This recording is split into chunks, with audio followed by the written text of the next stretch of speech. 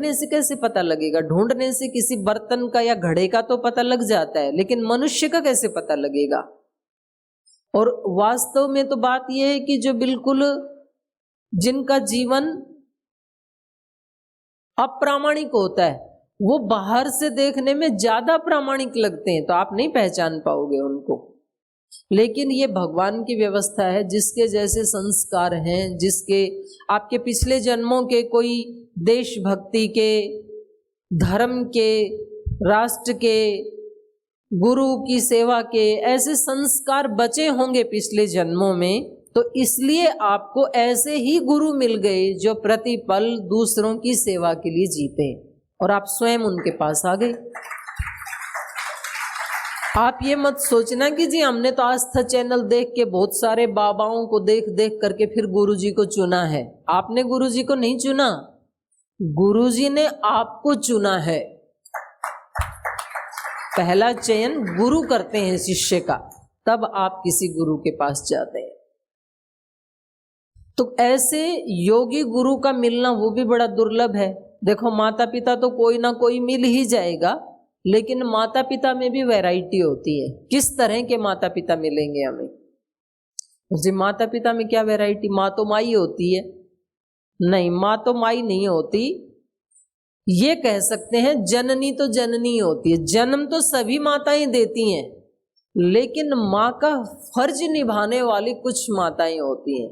माँ का फर्ज निभाने वाली तो माता कौशल्या, माता अंजना, मदालसा, ऐसे कुछ नाम आप टॉप पे गिन सकते हैं जिन्होंने महान संतानों का निर्माण किया। और भाई कलयुग में तो भगवान ही मालिक है, अब उनको माँ भी कैसे ही कहेंगे। बच्चों को पैदा होते ही किसी ने कूड़े के ढेर में डाल दिया, किसी ने बच्चे को मार करके किसी दूसरे के साथ चले गए, क्या क्या आप रोज सुनते हैं। तो वो सब अपने प्रारब्ध का ही फल है। तो ऐसे ही गुरुओं में भी वैरायटी होती है। कुछ गुरु तो जीवन को ऐसे किसी रास्ते पे ले जाकर के डाल देंगे कि वहां से निकलना ही उसी में युग बीत जाएंगे। लेकिन सौभाग्य से यदि ऐसा गुरु मिल जाए तो फिर हमारे जन्म जन्मांतरों की जो यात्रा है वो कुछ महीनों में और कुछ वर्षों में पूरी हो सकती है। आपको एक उदाहरण देके बताते हैं। आप यहाँ से बाहर निकलेंगे, आप मेन रोड के ऊपर जाएंगे, आप पूछेंगे किसी व्यक्ति से कि जी हमें तो देहरादून जाना है, तो हम किधर जाएं, किस साइड में जाएं? और वो व्यक्ति आपको दिल्ली वाली सड़क बता दे कि इस साइड में जाओ, तो देहरादून पहुंचने में कितने दिन लगेंगे, कितने घंटे लगेंगे? और पहुंचेंगे भी कि नहीं पहुंचेंगे, क्योंकि दिल्ली से पता नहीं और दूसरी किस दिशा में हम जाएंगे। और एक व्यक्ति आपको बोले कि नहीं इस दिशा में जाओ, देहरादून इधर है, तो एक ही घंटे में पहुंच जाएंगे। तो ये गुरु का काम है। अगर गुरु को खुद पता नहीं है, रास्ता बताने वाले को खुद नहीं पता है कि देहरादून किधर है, तो वो हमें ठीक रास्ता नहीं बता सकता है।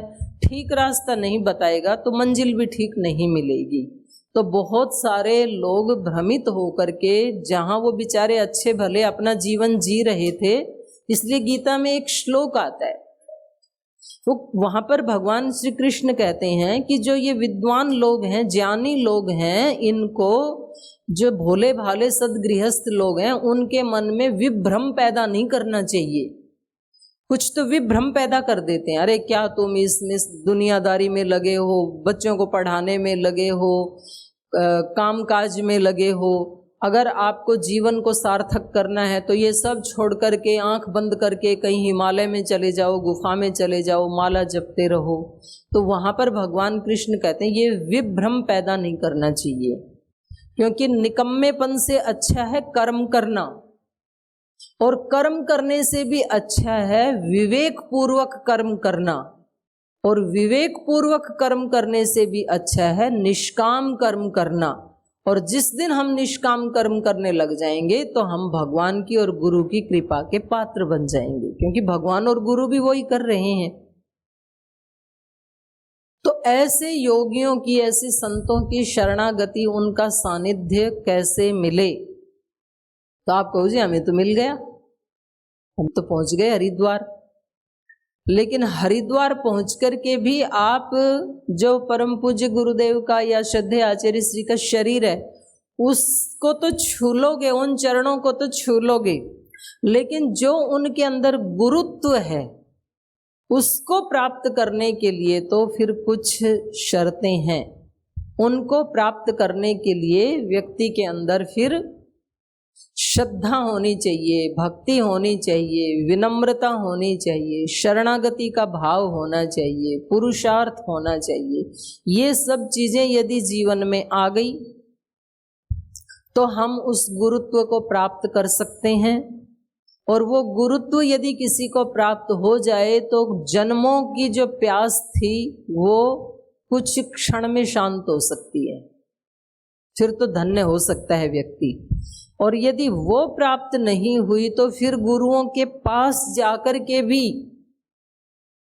हम अछूते ही रह जाएंगे, फिर वो चीज मिलेगी नहीं हमें।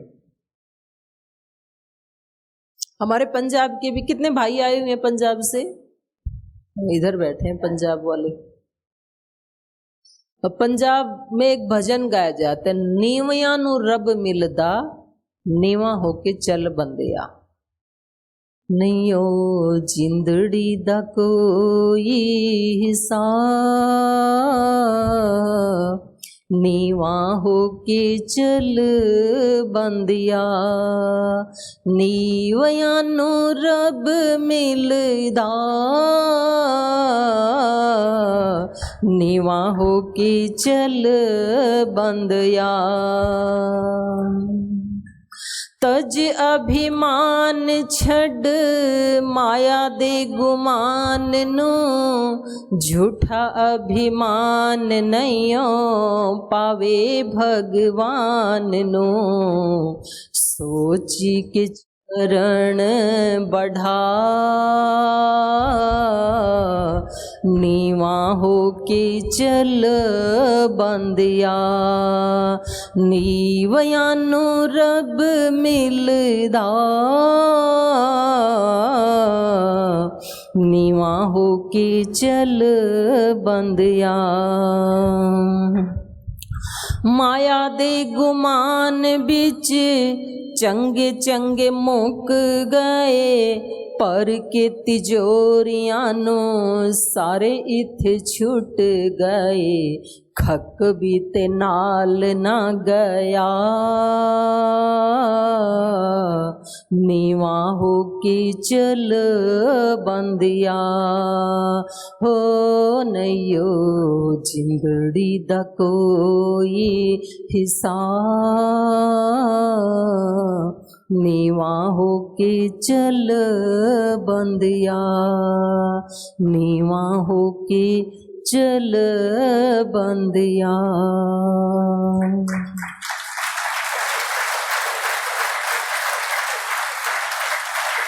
तो ऐसे गुरु की शरणागति पाने के लिए ये शर्त है, शरणागति का भाव, विनम्रता का भाव।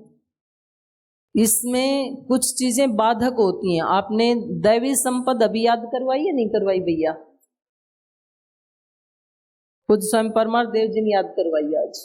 हाँ, तो अब आपको पक्की करवाएंगे दैवी संपद।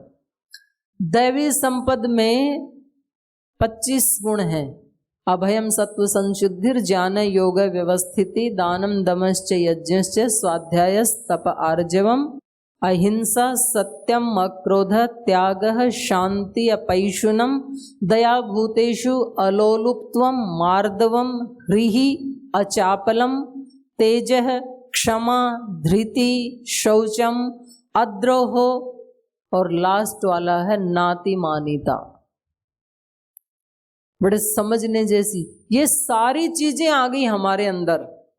अहिंसा भी, सत्य भी, अक्रोध भी, अलोलुप्तम भी, सारी चीजें हमने प्राप्त कर ली। और सारी चीजें प्राप्त करके फिर एक भाव मन में आ गया कि मैं भी कुछ हूं, मुझे कम मत समझना। तो सारी की सारी बेकार। लास्ट वाला अतिमानिता, इसलिए वहां पर कहा है नातिमानिता। अतिमानिता नहीं आनी चाहिए, विनम्रता का भाव रहना चाहिए। हम अपने पूज्य गुरुदेव के जीवन में देखते हैं एक सन्यासी होकर के जो काम सरकारें नहीं कर पाई, वो एक सन्यासी ने बिना किसी कॉरपोरेट हाउस की सहायता के, बिना किसी विदेशी फंड के, बिना किसी मल्टीनेशनल कंपनियों के सहायता के, अपने तप और अपने पुरुषार्थ से 5 लाख लोगों के घर में दिए जलते हैं। एक सन्यासी की रोजगार दिया है, और आगे भगवान और देगा तो गुरुदेव का संकल्प है कि मैं कम से कम 10 लाख लोगों को नौकरी देकर के दम रखूं। और इतना सारा करके, और ये केवल नौकरी देने वाला ही काम नहीं, फिर शिक्षा का कितना बड़ा कार्य कर रहे हैं। 200 साल से शिक्षा के नाम पे हम सनातन धर्मियों के, वैदिक धर्मियों के, भारतवासियों के ऋषि ऋषिकाओं की संतानों के माथे पे जो कलंक लगा था मैकाले की शिक्षा का, उस कलंक को पोंछने का भी इतना बड़ा विराट कार्य पूज्य गुरुदेव ने किया है।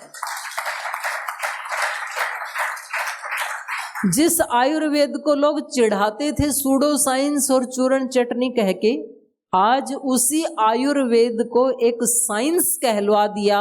और 200 साइंटिस्ट जो पूरे वर्ल्ड के साइंटिस्ट हैं, उनमें 2% जो साइंटिस्ट हैं, उनमें लगातार पिछले 5 वर्षों से पूज्य आचार्य जी का नाम आ रहा है। तो ये अपनी योग को, आयुर्वेद को, अपनी शिक्षा को, ऋषि ऋषिकाओं की शिक्षा को गौरव दिलाने का इतना बड़ा काम कोई महापुरुष अपने जीवन में कोई एक क्रांति करता है, और इतने शॉर्ट टाइम में।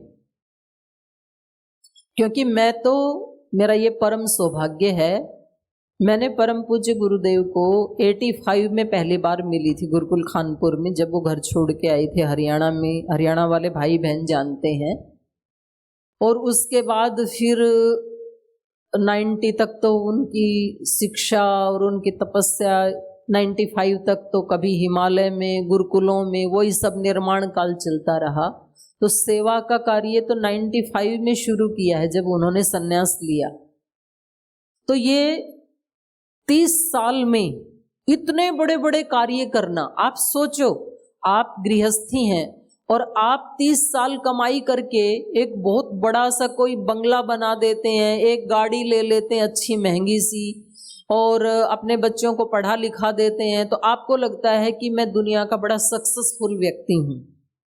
और उन 30 सालों में इतने लोगों को रोजगार देना, इतने बड़े बड़े शिक्षण संस्थान बनाना, इतने लोगों को शिक्षित करना, इतने लोगों को सेवा में लगाना, इतना बड़ा संगठन बनाना, मतलब ये एक मैजिक जैसे लगता है। व्यक्ति को समझ में नहीं आ सकता कि एक सन्यासी ऐसा कैसे कर सकता है। और इतना सब करने के बाद इतनी विनम्रता, इतनी ना अतिमानिता कि कोई लाल कपड़े वाला हमारे यहाँ आ जाए तो हमारे परम पूज्य गुरुदेव उनको साष्टांग और दंडवत प्रणाम करते हैं। और यहाँ नहीं, कहीं भी देश दुनिया में कहीं भी जाते हैं, उनको कोई भगवे कपड़े वाला दिखे तो उसको कितने विनम्रता से प्रणाम करते हैं। कोई भी, अब यहाँ तो पतंजलि योगपीठ में देखो, वेलनेस में, योग ग्राम में, ये भी दुनिया का पहला हॉस्पिटल है जहां 3000 बेड और 365 दिन फुल भरा रहता है। ये भी दुनिया का पहला हॉस्पिटल है। ना किसी सरकार के पास है, ना प्राइवेट हॉस्पिटल है। इतना बड़ा हॉस्पिटल नहीं है किसी के पास भी। लोग आते जाते तो रहते हैं, लेकिन रेसिडेंशियल जहां बेड होते हैं।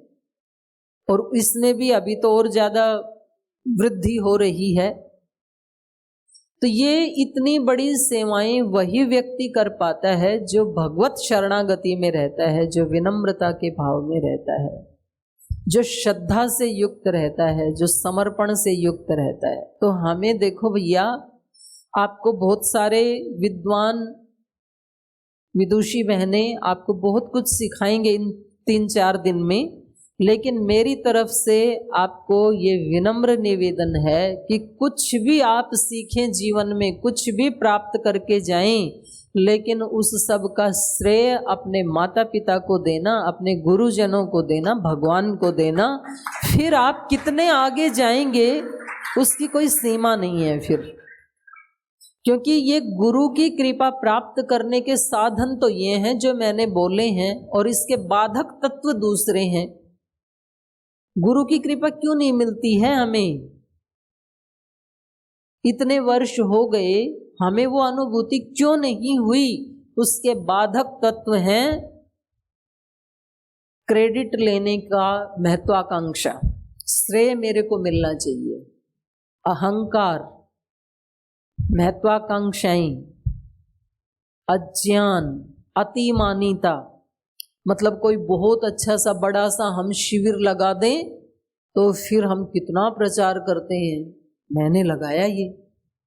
और अगर किसी शिविर में या किसी मीटिंग में संख्या ज्यादा ना आए तो बोल जी पतंजलि का ना आजकल वो मैसेज चल रहा था तो इसलिए हम ज्यादा लोग आए नहीं, वो झूठा हो या सच्चा हो वो चल रहा था।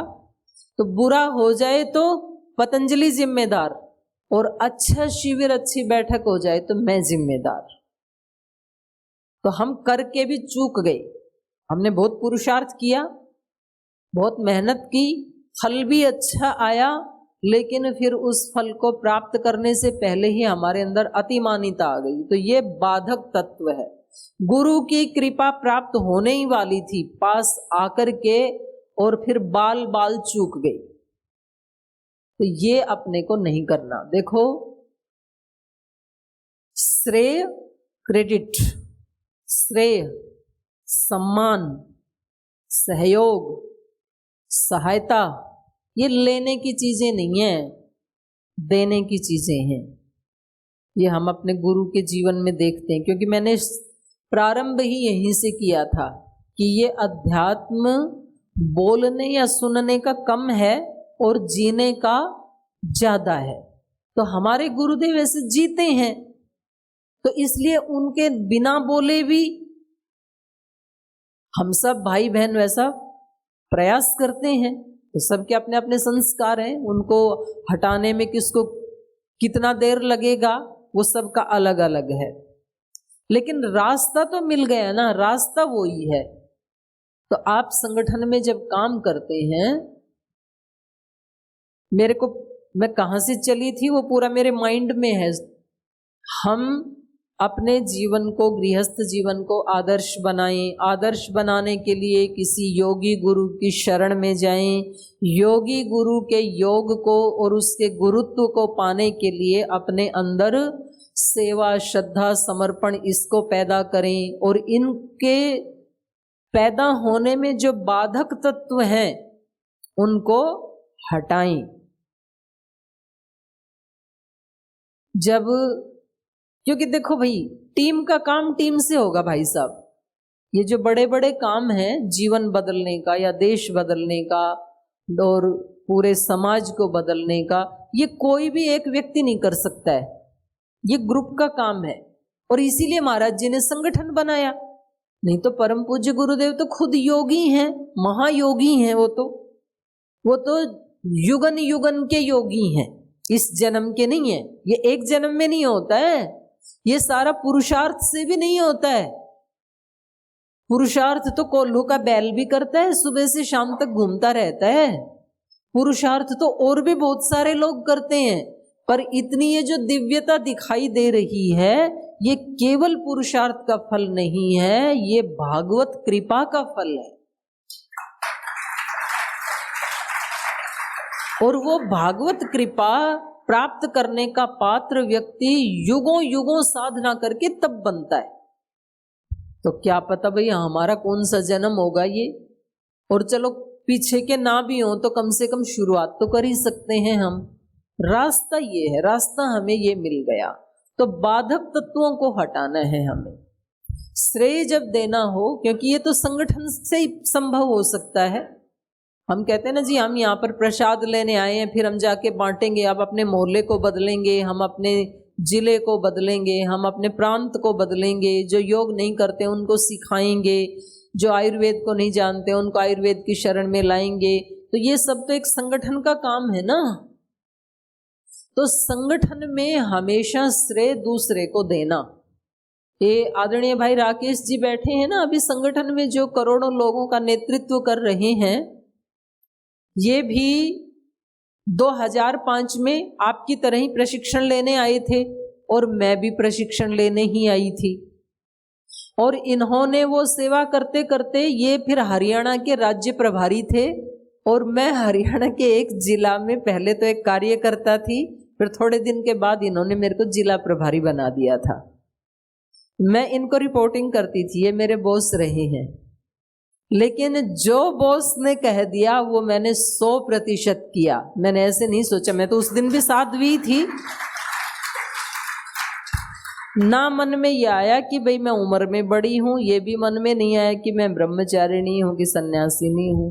एक परंपरा है, वो गुरु के प्रतिनिधि हैं, तो उस कार्य को, और जो मैं कह रही थी ना सदगृहस्थ से वानप्रस्थी बनना, वो भाई किसी किसी को तो 50-60 साल में समझ आता है, वो तो एक व्यवस्था है, उस समय तो आना ही चाहिए समझ में, वो तो ऋषियों ने बनाई है।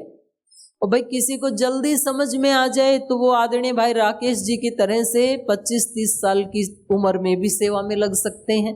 उनका अपना जीवन इस बात का प्रमाण है। जब वो स्वयं एक गृहस्थी होते हुए और 25-30 और इकलौते पुत्र होते हुए, और कोई ऐसे निठल्ले व्यक्ति नहीं थे, एक बहुत अच्छी कंपनी में एक बहुत ऊंचे पद पर